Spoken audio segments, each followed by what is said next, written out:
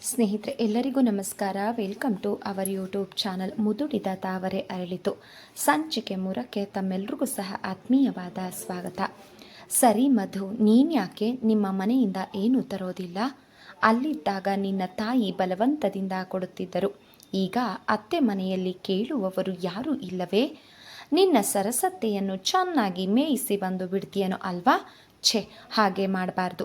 ಹೋಗಲಿ, ತಿಂಡಿ ತರಲು ಆಗದಿದ್ದರೆ ಪರವಾಗಿಲ್ಲ, ಕ್ಯಾಂಟೀನ್ಗಾದರೂ ಹೋಗಬಾರ್ದೆ? ಅಯ್ಯೋ ಹುಚ್ಚಿ, ಅಲ್ಲಿದ್ದಾಗ ನಿನ್ನ ಅತ್ತಿಗೆಯವರು ಇಲ್ಲದಿದ್ದರೆ ಬಸ್ ಚಾರ್ಜ್ ಸಹ ತರುತ್ತಿರಲಿಲ್ಲ ಅಲ್ವೇ ಎಂದಳು ನಗುತ್ತಾ. ಅತ್ತೆಯ ಮಗನ ಕೈ ಹಿಡಿದ ಮಧುವಿಗೆ ಏನಾದರೂ ತೊಂದರೆ ಇರಬಹುದು, ಅಥವಾ ತಾಯಿ ಮನೆಯ ಪದ್ಧತಿ ಅತ್ತೆ ಮನೆಯಲ್ಲೂ ಇರಬಾರದೆಂಬ ಕಲ್ಪನೆ ಅವಳಿಗೆ ಬರಲಿಲ್ಲ.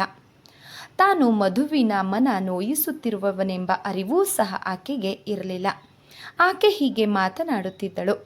ಅವಳು ಸಹಜವಾಗಿ ನುಡಿದ ಒಂದೊಂದು ಮಾತು ಮಧುವಿನ ಹೃದಯವನ್ನು ಮುಳ್ಳಿನಂತೆ ಇರಿಯಿತು. ನಿಜ, ಪ್ರತಿದಿನ ಇವಳು ತರುವ ತಿಂಡಿಯಲ್ಲಿ ತಾನು ಪಾಲುಗಾರಳಾಗಬಹುದೇ?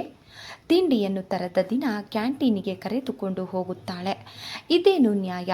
ತಿಂಡಿ ತರಲು ಸಾಧ್ಯವಿಲ್ಲ. ದುಡ್ಡು ತರುವ ಯೋಗ್ಯತೆಯೂ ನನಗಿಲ್ಲ. ನಾನು ಚಂದ್ರಶೇಖರನ ಮುಂದೆ ಯಾಕೆ ಕೈ ಚಾಚಬೇಕು? ಆ ನೆನಪೇ ಅವಳಿಗೆ ಕಹಿಯಾಯಿತು. ಆ ಒಂದು ಕ್ಷಣ ತಾನು ನಿರ್ಗತಿಕಳೆಂಬ ನೆನಪು ಅವಳ ಹೃದಯವನ್ನು ಹಿಂಡಿತು. ಅವಳಿಗೆ ಪ್ರಿಯವಾದ ಪುಳಿಯೋಗರೆ ಗಂಟಲಲ್ಲಿ ಇಳಿಯದಾಯಿತು. ಅವಳ ಮನ ಆ ಕ್ಷಣ ಒಂದು ನಿರ್ಧಾರಕ್ಕೆ ಬಂದಿತು. ಇನ್ನು ಮುಂದೆ ಏನೇ ಕಾರಣ ಬಂದರೂ ಇವಳ ತಿಂಡಿಯಲ್ಲಿ ಪಾಲುಗಾರಳಾಗಬಾರದು. ಆದರೂ ಇವರಿಗೆ ಮಾಡಿದ್ದಕ್ಕೆ ಬದಲಾಗಿ ತಾನು ಅವಳಿಗೆ ಏನಾದರೂ ಕೊಡಬೇಕು. ಆದರೆ ಅದು ಹೇಗೆ? ತಿನ್ನುವುದನ್ನು ಮರೆತು ಮೌನದಿಂದ ಕುಳಿತಿದ್ದ ಗೆಳತಿಯನ್ನು ನೋಡಿ ರಾಗಿಣಿಯು, ಏನೇ ಮಧು, ಸುಮ್ಮನೆ ಕುಳಿತು ಬಿಟ್ಟೆ, ಸೇರಲಿಲ್ಲವೇ ಎಂದು ಕೇಳಿದಳು. ಮಧು, ಹಾಗೇನಿಲ್ಲ, ಇಂದೇಕೋ ನನಗೆ ಹಸಿವಾಗುತ್ತಿಲ್ಲ ಎಂದಳು. ರಾಗಿಣಿ ನಕ್ಕು, ಬರೀ ಸುಳ್ಳು, ನೀನೇನು ಯೋಚಿಸುತ್ತಿದ್ದೀಯಾ ಅನ್ನೋದು ನನಗೆ ಗೊತ್ತಿಲ್ವೇ ರಾಣಿ? ಸಾಹೇಬರಿಗೆ ಆ ರಾಜ ಸಾಹೇಬ್ರು ತಿನ್ನಿಸದಿದ್ದರೆ ಗಂಟಲಲ್ಲಿ ಇಳಿಯೋದಿಲ್ಲ ಅಂತ ಕಾಣತ್ತೆ. ಪಾಪ, ಪುಳಿಯೋಗರೆ ತುಂಬ ಖಾರವಾಗಿದೆ. ಅವರ ತುಟಿಯು ಸಿಹಿ. ಅವಳ ಮಾತು ಮುಗಿಯುವ ಮುನ್ನ ರಾಗಿಣಿ, ನೀನು ಸುಮ್ಮನಿರುತ್ತೀಯೋ ಇಲ್ಲವೋ ಎಂದು ಕೋಪದಿಂದ ಕೂಗಿದಳು. ರಾಗಿಣಿ ನಗುತ್ತಾ, ಸರಿ, ನನ್ನ ಮೇಲೆ ಕೋಪಿಸಿಕೊಂಡರೆ ನಾನೇನು ಮಾಡಲಿ? ಇಲ್ಲಿ ತಕ್ಷಣಕ್ಕೆ ಸಿಹಿ ಬೇಕೆಂದರೆ ಸಿಗುವುದೇ ಎಂದಳು. ಮಧು ಮುಂದೆ ಮಾತನಾಡಲಿಲ್ಲ. ಅಂದಿನಿಂದ ಮಧು ಆದಷ್ಟು ಗೆಳತಿಯಿಂದ ದೂರವಿರಲು ಪ್ರಯತ್ನಿಸಿದಳು. ಅವಳು ತಿಂಡಿ ಕೊಟ್ಟರೆ ಏನಾದರೂ ನೆವ ಹೇಳಿ ತಿರಸ್ಕರಿಸುತ್ತಿದ್ದಳು. ಏನಾದರೂ ಕಾರಣ ಹೇಳಿ ತಪ್ಪಿಸಿಕೊಳ್ಳುತ್ತಿದ್ದಳು. ಇದರಿಂದ ಬೆಳಗ್ಗಿನಿಂದ ಸಂಜೆಯವರೆಗೂ ಆಯಾಸದಿಂದ ಬಳಲುತ್ತಿದ್ದಳು. ಅಂದು ಚಂದ್ರಶೇಖರ ಅವಳ ಬಳಿಯಲ್ಲಿ ಬಂದು ರೂಪಾಯಿಯ ನೋಟನ್ನು ಕೊಟ್ಟ. ಇಂದು ನನ್ನ ಬಳಿ ಚಿಲ್ಲರೆ ಇಲ್ಲ, 2 ದಿನಕ್ಕೆ ಇಟ್ಟುಕೋ ಎಂದನು. ಮಧು ಉತ್ಸಾಹದಿಂದ ಹೊರಟಳು. ನಾಳೆ ಅತ್ತೆಯನ್ನು ಕೇಳಿದರೆ ಆಯಿತು ಎಂದುಕೊಂಡು ರಾಗಿಣಿಯನ್ನು ಕ್ಯಾಂಟೀನಿಗೆ ಕರೆದುಕೊಂಡು ಹೋದಳು. ದೊಡ್ಡ ಹೊರೆಯನ್ನು ಇಳಿಸಿದ ತೃಪ್ತಿ ಅವಳ ಮುಖದ ಮೇಲೆ ಮೂಡಿತು. ಮರುದಿನ ಬೆಳಗ್ಗೆ ಮಧು ಅಳುಕುತ್ತಾ ಅಡುಗೆ ಮನೆಗೆ ಹೋಗಿ ಮೆಲ್ಲನೆ ಅತ್ತೆ ಎಂದಳು. ಸರಸಮ್ಮ ಅವರ ಮಾತಿಗೆ ನೋಡಿ, ಓ, ಆಗಲೇ ಹೊರಟು ಬಿಟ್ಟ್ಯಾ ಮಹಾರಾಣಿ? ಇನ್ನು ಅಡುಗೆ ಮುಗಿದಿಲ್ಲ, ಸ್ವಲ್ಪ ಹೊತ್ತು ತಡೆ, ನನಗೂ ವಯಸ್ಸಾಗ್ತಾ ಬಂದಿತ್ತು.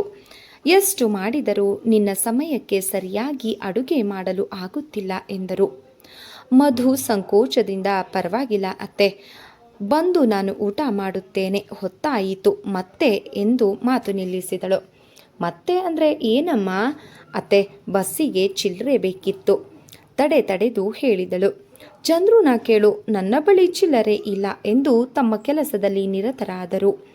ಮಧು ಏನು ಮಾಡುವುದೆಂದು ತಿಳಿಯದೆ ಸ್ವಲ್ಪ ಹೊತ್ತು ನಿಂತಿದ್ದಳು. ಹಿಂದೆ ಅವರ ಸೋದರ ಸೊಸೆಯಾದ ಮಧು ಅವರ ಮಡಿಲಿಗೂ ಕೈ ಹಾಕುತ್ತಿದ್ದಳು. ಆದರೆ ಇಂದು ಅವರ ಮಗನ ಪತ್ನಿಯಾಗಿ ಮತ್ತೊಮ್ಮೆ ಬಾಯಿ ತೆರೆದು ಕೇಳದಾದಳು. ಮೆಲ್ಲನೆ ಚಂದ್ರಶೇಖರನ ಕೋಣೆಗೆ ನಡೆದಳು. ಅವನು ಕೆಲಸಕ್ಕೆ ಹೊರಡಲು ತಯಾರಾಗುತ್ತಿದ್ದನು. ಬಾಗಿಲ ಬಳಿ ನಿಂತಿದ್ದ ಮಧುವನ್ನು ಕನ್ನಡಿಯಲ್ಲಿ ನೋಡಿದ ಅವನು ಅವಳ ಕಡೆ ತಿರುಗಿ ಏನು ಬೇಕು ಎಂಬಂತೆ ನೋಡಿದನು. ಮಧು ಮೆಲ್ಲನೆ ಮೇಜಿನ ಬಳಿ ಬಂದು ಕೈ ಊರಿ ನಿಂತಳು. ನಂತರ ಸಂಕೋಚದಿಂದ ಅವನನ್ನು ನೋಡಿದಳು. ಏನು ಬೇಕಾಗಿತ್ತು? ಹೊರಟಾಗ ಕೇಳಿದನು ಅವನು. ಮತ್ತೆ ಎಂದು ಕೇಳಿದಳು. ಸರಿ, ಏನು ಹೇಳು? ಬಸ್ಸಿಗೆ ಚಿಲ್ಲರೆ ಬೇಕಿತ್ತು. ನಿನ್ನೆ ಕೊಟ್ಟಿದ್ದೇನಾಯಿತು? ಗಡುಸಾದ ಅವನ ಧ್ವನಿಗೆ ಬೆಚ್ಚಿ ಹಿಂದೆ ಸರಿದಳು. ಮಧು ನಂತರ ಎದುರಿಗಿದ್ದ ಕ್ಯಾಲೆಂಡರನ್ನು ನೋಡುತ್ತಾ ಅದು ಖರ್ಚಾಗಿ ಹೋಯಿತು ಎಂದಳು. ಹೇಗೆ ಖರ್ಚಾಯಿತು? ಹಸಿವಾಗಿತ್ತು, ಕ್ಯಾಂಟೀನಿಗೆ ಹೋಗಿದ್ದೆ ಎಂದಳು. ದಿನಾಲು ಹಸಿವಾಗದೆ ಕೈಯಲ್ಲಿ ದುಡ್ಡಿದ್ದರೆ ಮಾತ್ರ ಹಸಿವಾಗುತ್ತದೆ ಅಲ್ವಾ? ಕೇವಲ 1 ರೂಪಾಯಿ ಚಿಲ್ಲರೆಗಾಗಿ ತನ್ನನ್ನು ಕೋರ್ಟಿನಲ್ಲಿ ನಿಲ್ಲಿಸಿ ಪ್ರಶ್ನಿಸುವಂತೆ ಪ್ರಶ್ನಿಸುತ್ತಿದ್ದ ಅವನಲ್ಲಿ ತಿರಸ್ಕಾರ ಮೂಡಿತು. ಕೋಪವನ್ನು ತಡೆದು ಹಾಗೇನಿಲ್ಲ, ಪ್ರತಿದಿನ ಹಸಿವಾಗುತ್ತಿತ್ತು, ಆದರೆ ನಿನ್ನೆ ದಿನ ಬಹಳ ಹಸಿವಾಗಿತ್ತು ಎಂದಳು. ತಪ್ಪಿತಸ್ಥಳಂತೆ ಅವನೆದುರು ನಿಂತ ತನ್ನ ಬಗ್ಗೆ ಆಕೆಗೆ ಹೇಸಿಗೆಯಾಯಿತು. ನಿಜ, ನಿಮ್ಮಪ್ಪನ ಮನೆಯಲ್ಲಿ ಸದಾ ಹೊಟ್ಟೆಗೆ ಹಾಕಿ ಕೊಬ್ಬಿಸಿದ್ದರು. ಹೋದ ಕಡೆಗೆಲ್ಲ ಅದು ಸಾಧ್ಯವೇ? ನಿಮ್ಮಪ್ಪನಿಗೆ ಇರುವಂತೆ ನಮಗ್ಯಾರಿಗೂ ಆಸ್ತಿ ಗಂಟು ಇಲ್ಲ, ತಿಳಿಯಿತೆ? ನಾನು ಕಾಲೇಜಿನಲ್ಲಿ ಓದುತ್ತಿದ್ದಾಗ ಪ್ರತಿದಿನ ಬೆಳಗ್ಗೆ ತಂಗಳನ್ನು ತಿಂದು ನಡೆದು ಹೋಗಿ ನಡೆದು ಬರುತ್ತಿದ್ದೆ. ಕಷ್ಟಪಟ್ಟು ಓದಿದೆ, ಕಷ್ಟಪಟ್ಟು ಸಂಪಾದಿಸುತ್ತೇನೆ. ಆದ್ದರಿಂದ ಹಣದ ಮೌಲ್ಯ ನನಗೆ ಗೊತ್ತು. ನಿನಗೇನು ಗೊತ್ತು? ನಾನು ಸಂಪಾದಿಸುವುದು ನೀನು ಕ್ಯಾಂಟೀನ್, ಸಿನಿಮಾ, ಡ್ರಾಮಾ ಎಂದು ಮಜಾ ಮಾಡುವುದಕ್ಕಲ್ಲ. ಅದನ್ನೆಲ್ಲ ನಿಮ್ಮಪ್ಪನ ಮನೆಯಲ್ಲಿ ಇಟ್ಟು ಬಾ. ನಿನ್ನನ್ನು ಕಟ್ಟಿಕೊಂಡ ತಪ್ಪಿಗೆ 2 ಹೊತ್ತು ಊಟ ಹಾಕಬಲ್ಲೆ. ಅಮ್ಮನ ಬಲವಂತಕ್ಕೆ ನಿನ್ನನ್ನು ಓದಿಸುತ್ತಿದ್ದೇನೆ. ತಿಂಗಳಿಗೆ ಕಾಲೇಜಿನ ಫೀಸ್, ಬಸ್ ಚಾರ್ಜ್ ಯಾವ ಜನ್ಮದ ಋಣವೋ ತೀರಿ ಹೋಗಲಿ. ಅದುವರೆಗೂ ಮೌನದಿಂದ ಇದ್ದ ಮಧು ತಟ್ಟನೆ ತಲೆ ಎತ್ತಿ, ಸಾಕು ನಿಲ್ಲಿಸಿ ನಿಮ್ಮ ನಿಂದನೆಯನ್ನು ಎಂದಳು. ಅವಳ ಮುಖ ಅವಮಾನದಿಂದ ಕೆಂಪಾಯಿತು. ಸುಮ್ಮನೆ ನಮ್ಮ ತಂದೆಯನ್ನೇಕೆ ನಿಂದಿಸಿರುವಿರಿ?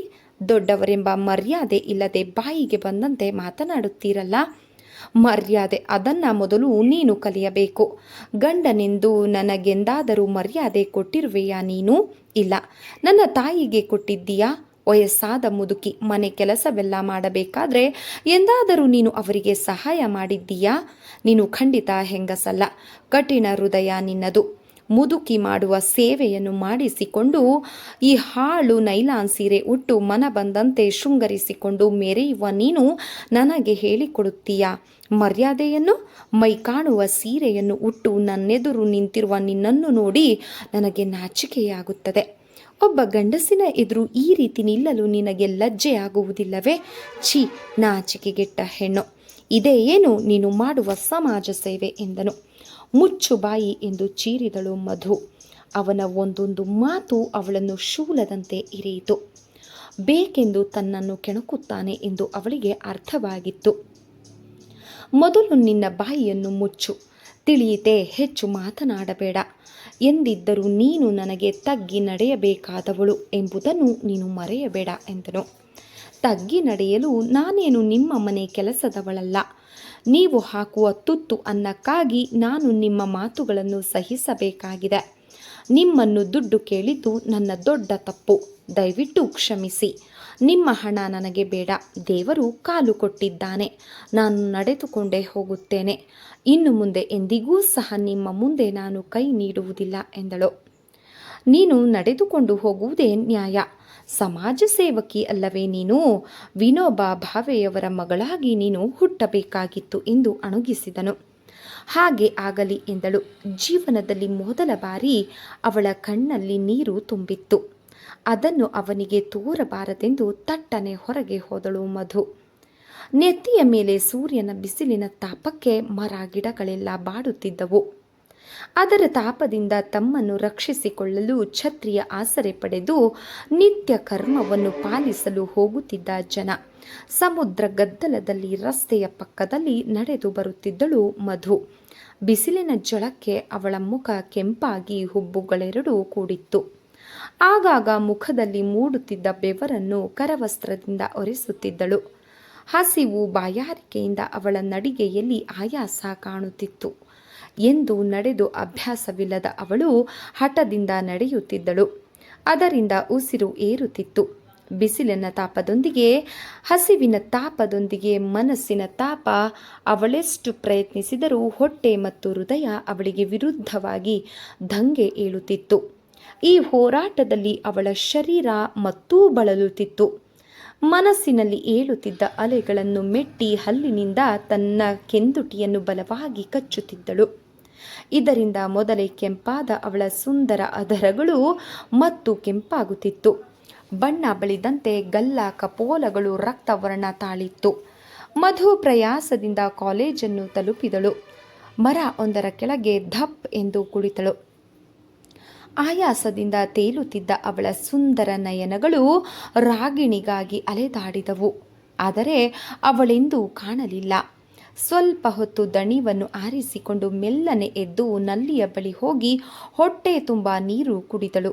ಬರಿಯ ಹೊಟ್ಟೆಯಲ್ಲಿ ನೀರು ಕುಡಿದ ಕಾರಣ ಹೊಟ್ಟೆ ತೊಳಿಸಿತು. ಪ್ರಯಾಸದಿಂದ ತನ್ನನ್ನು ಸುಧಾರಿಸಿಕೊಂಡು ಕ್ಲಾಸಿಗೆ ನಡೆದಳು.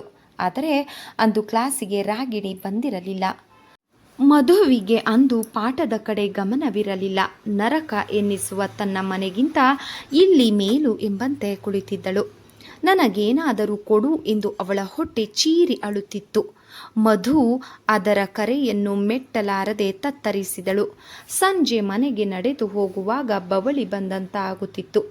ಅಲ್ಲಲ್ಲೇ ನಿಂತು ತನ್ನನ್ನು ಸುಧಾರಿಸಿಕೊಂಡು ಮನೆಗೆ ತಲುಪಿದಳು. ಸರಸಮ್ಮ ಕೊಟ್ಟ ಬಿಸಿ ಬಿಸಿ ಕಾಫಿ ಕುಡಿದ ನಂತರ ಹೋದ ಜೀವ ಮರಳಿ ಬಂದಂತಾಯಿತು. ಮಧು ಆಯಾಸದಿಂದ ಬಟ್ಟೆಯನ್ನು ಬದಲಿಸದೆ ಮಲಗಿದಳು. ಅಂದು ರಾತ್ರಿ ಸರಸಮ್ಮ ಊಟಕ್ಕೆ ಕರೆದಾಗ ಮಧುವಿಗೆ ಚಂದ್ರಶೇಖರನು ವ್ಯಂಗ್ಯದಿಂದ ನಗುವ ಮುಖ ನೆನಪಾಯಿತು. ಕುಹಕದಿಂದ ಕುದಿಯಿತು ಅವಳ ಮನ.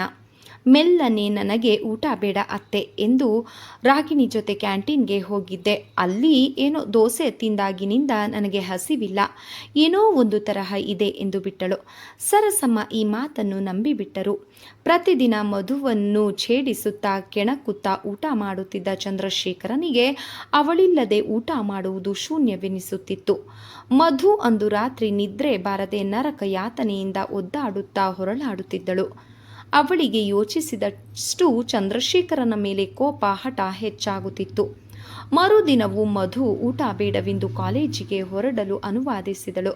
ಸರಸಮ್ಮ ಅವಳ ಬಳಿ ಬಂದು ಪ್ರೀತಿಯಿಂದ ಯಾಕಮ್ಮ ಊಟ ಬೇಡ ಅಂತೀಯಾ, ನಿನ್ನೆ ರಾತ್ರಿ ಸಹ ಊಟ ಮಾಡಲಿಲ್ಲ ಎಂದರು. ಮಧು ಉಕ್ಕಿ ಬರುವ ಕೋಪವನ್ನು ನುಂಗಿ ತೋರಿಕೆಯ ನಗು ನಗುತ್ತಾ, ಇಲ್ಲ ಅತ್ತೆ, ನಿನ್ನೆ ಅಡುಗೆ ಆಗಿರಲಿಲ್ಲ ಎಂದು ಅವರು ಕ್ಯಾಂಟೀನ್ಗೆ ಹೋಗಲು ದುಡ್ಡು ಕೊಟ್ಟಿದ್ದರು. ಆ ಹಾಳು ದೋಸೆ ತಿಂದಾಗಲಿಂದ ಏನೋ ಒಂತರಹ ಹೊಟ್ಟೆ ತೊಳಿಸುತ್ತಿದೆ, ಏನು ತಿನ್ನಲು ನೆನೆದರೂ ವಾಂತಿ ಬರುವಂತಾಗುತ್ತಿದೆ ಎಂದಳು. ಸರಸಮ್ಮ ಚಿಂತೆಯಿಂದ ಮಗನ ಬಳಿ ಹೋಗಿ ರಾಣಿಯನ್ನು ಡಾಕ್ಟರ್ ಬಳಿ ಕರೆದುಕೊಂಡು ಹೋಗು ಎಂದರು.